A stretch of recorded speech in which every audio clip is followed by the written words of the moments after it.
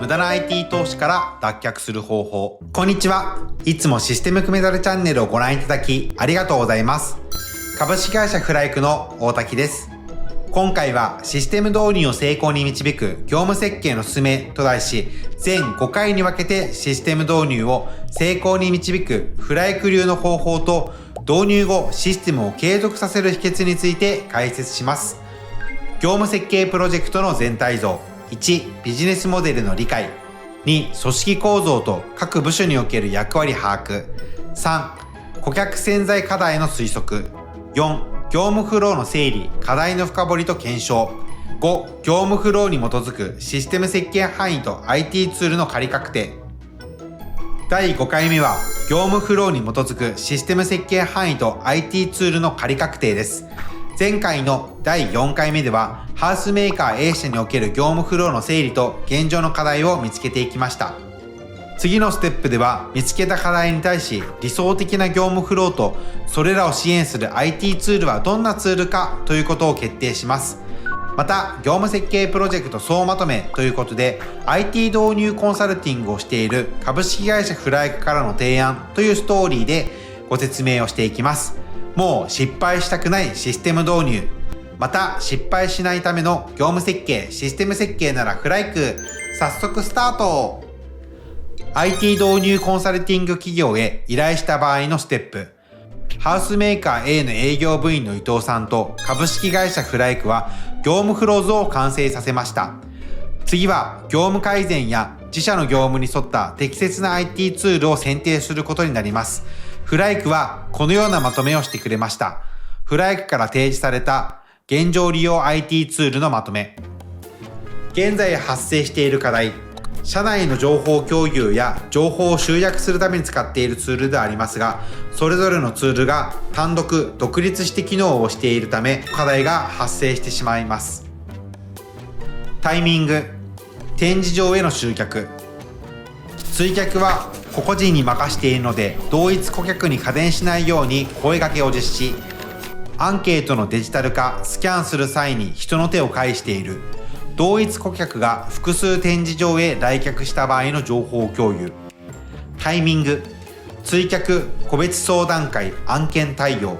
社内の日報や報告資料と顧客情報が紐づいておらず、情報を最も知っているのは担当営業となり、属人化が発生。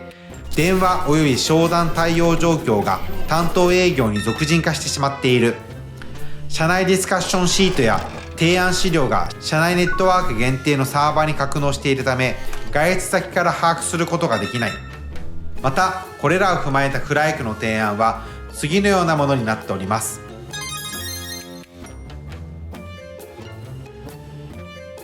一部の領域だけの業務フローの洗い出しだけではなく、マーケ、セールス、サービス、バックオフィスまでの全てにおける概要レベルの業務フローを整理する。顕在化している課題だけではなく、潜在化している課題や将来発生するであろう課題をあぶり出す。そのために業務フロー図を用いて、自部署、他部署とのディスカッションを繰り返す。ボトルネックとなっている課題や、課題が発生している根本理由に着眼する。その課題を解決した理想的な状況では、どのようにビジネスにインパクトを与えるかを考える。現在自社で策定している戦略のままでいいのか、追加もしくは修正をして IT 戦略を練り直すかを経営陣や役職者を交えてディスカッションをする。前章までのおさらいとなりますが、1、現状の業務フローを整理する。2、課題をあぶり出す。3、課題解決をするための IT ツールを仮置きする。4、理想的な業務フロー× IT ツールの利活用イメージを沸かせる。5、IT 戦略の策定という流れになります。伊藤さんはこれらの課題解決を一筋縄ではいかないなと思ったものの、フライク社のメソッドには納得ができました。そして一つ一つ着実に前に進めるために、自社であるハウスメーカー A 社の戦略を共有しました。ハウスメーカー A 社の戦略。ハウスメーカーとして顧客、社員、パートナーに選ばれ続ける会社を目指す。そして子や孫の世代にも引き継がれる価値ある家づくりと永続的な企業を実現する。社内業務の効率化を図り、利益率を向上させ、10年後に社員の給与水準を現状の 1.5 倍に引き上げる。社員数は微増に抑えつつ、売上を着実に拡大し、持続可能な成長を目指す。そして何度かフライク社とディスカッションを重ねた後に、次のような提案骨子が届きました。ハウスメーカー A 社の戦略を実現するシステム戦略、システム利活用に向けてのステップ、第1ステップ、業務設計プロジェクト、情報基盤整備と効率化に向けた事前準備。第2ステップ、システム設計構築プロジェクト、システム導入と現場の声を反映させる。第3ステップ、運用利活用プロジェクト、システム活用の最大化と付加価値提案への転換。第1ステップ、業務設計プロジェクト、情報基盤整備と効率化に向けた事前準備。テーマ、業務の効率化と標準化で働きがい、助け合いのできる環境を整える。1、業務フローと情報の可視化、横断プロジェクトチームの結成、システム活用を推進するプロジェクトチームを設置、現場の意見を迅速に反映できる仕組みを構築。部門間で分散している Excel やツールの洗い出し、現在使用しているツールや Excel を洗い出し、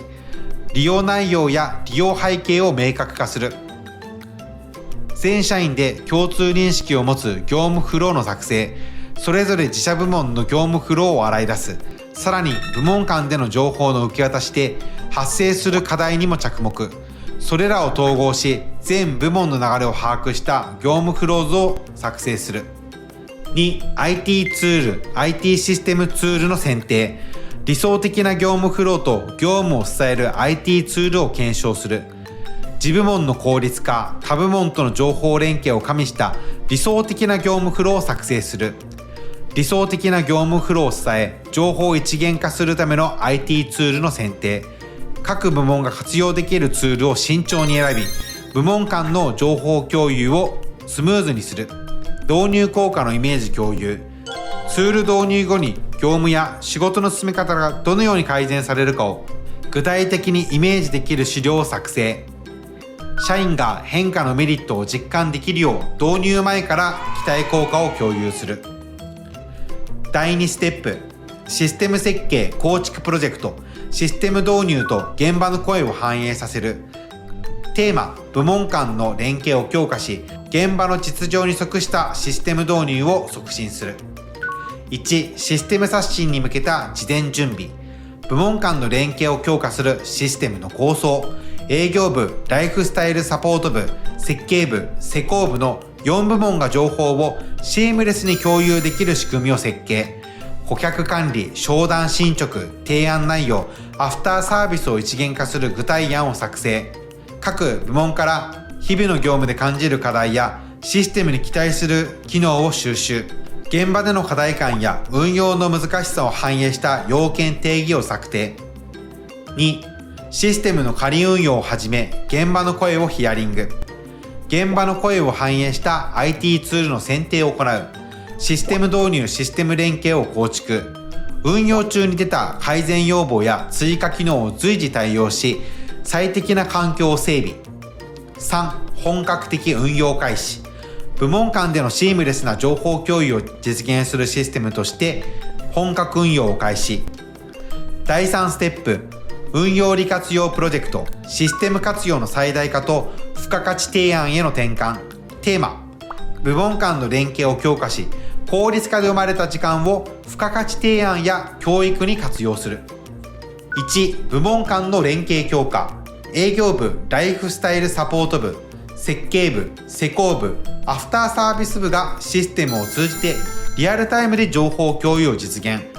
情報共有のスピード向上で迅速な意思決定と業務進行を実現。2、業務効率化による時間の有効活用。社内教育、新人からリーダー層までのスキルアップを目的とした研修や勉強会を定期開催。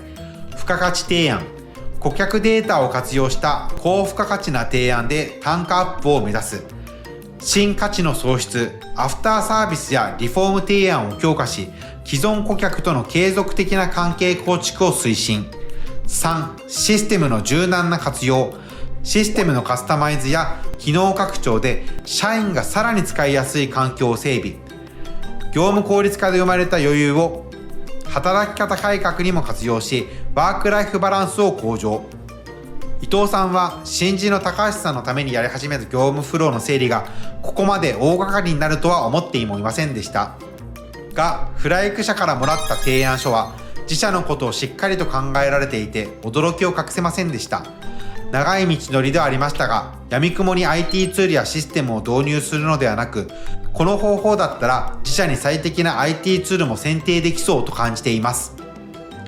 自社の業務や部門間での連携不足でこぼれ落ちる情報が一元化されることで、自分自身はもちろん新人の高橋さんはじめ、今いる社員やこれから入社してくる新人、そして最終的にはお客様のニーズにも合わせられるだろうとワクワクしながら聞いていました。それからというもの、伊藤さんとハウスメーカー A 社の経営陣は何度も議論を重ね、晴れて第一ステップの業務設計プロジェクトを実施することができるようになりました。それから半年後、業務設計プロジェクトが完了しました。社内、フライク社と幾度とディスカッションした内容をまとめた資料の一部がこちら。ハウスメーカー A 社の10年後を見据えたシステム連携組み立て図。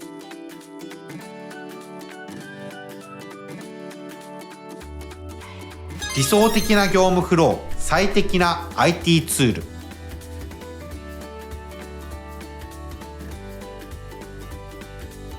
まとめ、